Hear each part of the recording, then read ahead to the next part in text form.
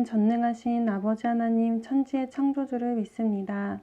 나는 그의 유일하신 아들 우리 주 예수 그리스도를 믿습니다.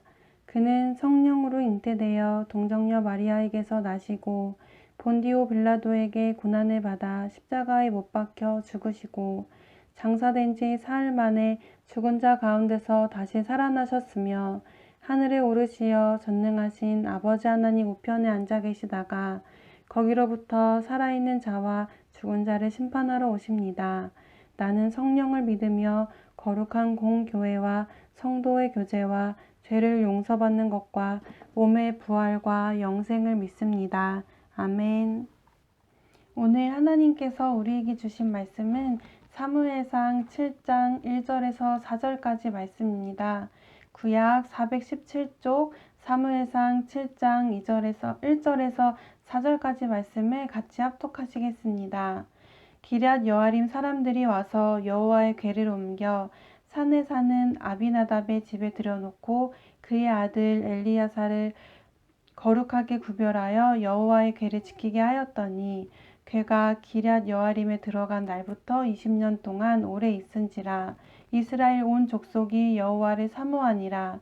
사무엘이 이스라엘 온 족속에게 말하여 이르되 만일 너희가 전심으로 여호와께 도려오려거든 이방 신들과 아스다롯을 너희 중에서 제거하고 너희 마음을 여호와께로 향하여 그만을 섬기라. 그리하면 너희를 블레셋 사람의 손에서 건져내시리라. 이에 이스라엘 자손이 바알들과 아스다롯을 제거하고 여호와만 섬기니라. 아멘. 어제는 이스라엘이 빼앗긴 하나님의 언약궤가 이방 땅에서 어떤 권능과 위엄을 나타내셨는지 들었습니다. 하나님의 손이 블레셋을 무섭게 내리치시는데 언약궤가 가는 도시마다 독성, 종기와 전염병이 생겨났습니다. 법궤가 블레셋 지역에 머무른 지 7달쯤 되었을 때에 블레셋 사람들은 제사장과 점쟁이들을 불러놓고 물어봅니다. 우리가 이스라엘 신의 궤를 어떻게 해야 좋겠습니까? 어떤 방법으로 제자리에 돌려보내야 합니까? 그들이 대답했습니다.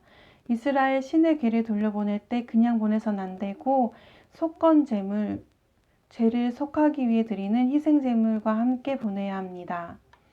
블레셋 사람들은 블레셋을 다스리는 5 통치자의 수대로 금으로 만든 악성 종기 모양 5개, 쥐 모양 5개를 준비합니다.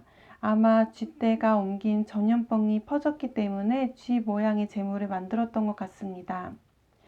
그리고 새 수레를 만들어 아직 멍에를 메어본 일이 없는 어미소 2마리를 끌어다가 메우고 테스트를 합니다. 만약 궤를 실은 수레가 벳세메스로 올라가면 이 재앙을 하나님께서 내리신 것으로 알지만 소가 다른 곳으로 가면 그것은 그분이 우리를 친 것이 아니라 우연히 그런 재앙이 당한 것으로 알겠다고 합니다. 결과는 6장 12절에 나와 있습니다. 암소가 벳세메스 길로 바로 행하여 대로로 가며 갈 때에 울고 좌우로 치우치지 아니하였고 블레셋 방백들은 벳세메스 경계선까지 따라가니라. 그 소들은 큰 길에서 오른쪽이나 왼쪽으로 벗어나지 않고 똑바로 길만 따라서 갔습니다. 하나님의 손으로 블레셋을 치셨다는 증거가 어미소가 이끄는 수레가 새끼 송아지들이 있는 곳이 아닌 벳세메스로 향하게 했습니다. 수레는 벳세메스의 경계 여호수아의 밭에 와서 멈추었습니다. 벳세메스는 제사장 아론의 자손들로 레위인들이 사는 곳이었습니다. 빼앗겼던 언약궤가 돌아오자 벳세메스 사람들은 기뻐하며 하나님께 제물을 바쳤습니다. 언약궤를 옮기는 방법을 알고 있어야 하는 레위 사람들이었지만 그들은 그만 궤 안을 들여다보아 하나님께 죄를 짓고 말았습니다. 하나님께서 그 백성을 치셔서 70명의 사람이 죽게 되었습니다.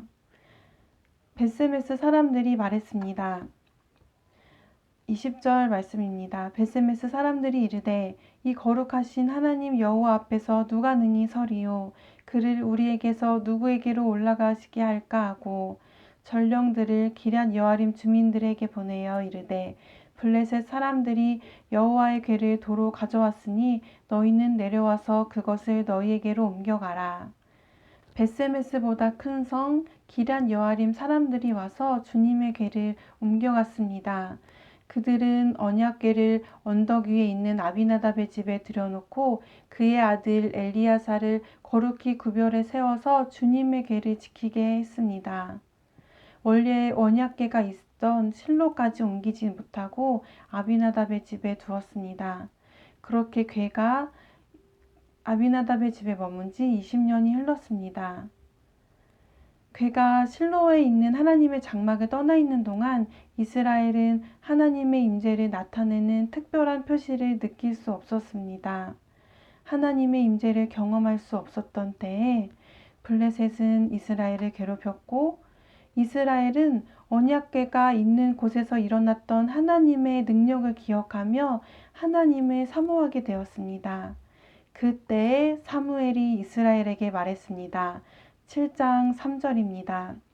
사무엘이 이스라엘 온 족속에게 말하여 이르되 만일 너희가 전심으로 여호와께 돌아오려거든 이방 신들과 아스다롯을 너희 중에서 제거하고 너희 마음을 여호와께로 향하여 그만을 섬기라. 그리하면 너희를 블레셋 사람의 손에서 건져내시리라.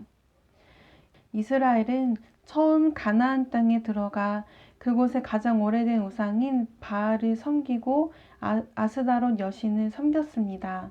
하나님을 예배하면서 우상을 섬기고 가짜신을 사랑했습니다. 사무엘은 그런 이스라엘에게 가짜 신들을 제거하고 마음을 하나님께로 향하며 하나님만을 섬기라고 말합니다. 왜냐하면 하나님은 함께 예배받으시는 분이 아니라 홀로 영광 받으시는 분이기 때문입니다. 4절 말씀입니다. 이에 이스라엘 자손이 바알들과 아스다롯을 제거하고 여호와만 섬기니라. 사무엘의 말을 듣고 이스라엘이 우상을 없애버리고 하나님만을 섬겼습니다. 이스라엘이 하나님의 임재하심을 느낄 수 없던 때에 그들은 하나님을 사모하며 찾고 따랐습니다. 사무엘은 온 마음을 하나님께 드릴 것을 말하며 마음을 하나님께로 확정하고 그분만 섬기라고 말합니다. 오늘 사무엘이 이스라엘을 향해 선포한 말씀은 우리에게 적용하며 이렇게 기도하기 원합니다. 먼저 하나님께 우리가 드려야 할 것은 우리 마음 전부인 것을 기억하면서 기도하면 좋겠습니다. 다른 것에 마음 빼앗기지 않고 우리가 마땅히 드려야 할 우리 마음의 전부를 하나님께 드리기로 결심하면서 기도하시겠습니다. 그리고 눈에 보이는 화려하고 편리한 것을 좋게 여기는 시대에 우리는 눈에 보이지 않지만 하나님을 찾고 구하며 그 뜻을 쫓아갈 수 있기 위해 기도하시겠습니다. 그리고 가정과 교회와 나라와 세계를 위해 기도하시고 주기도문으로 마치겠습니다.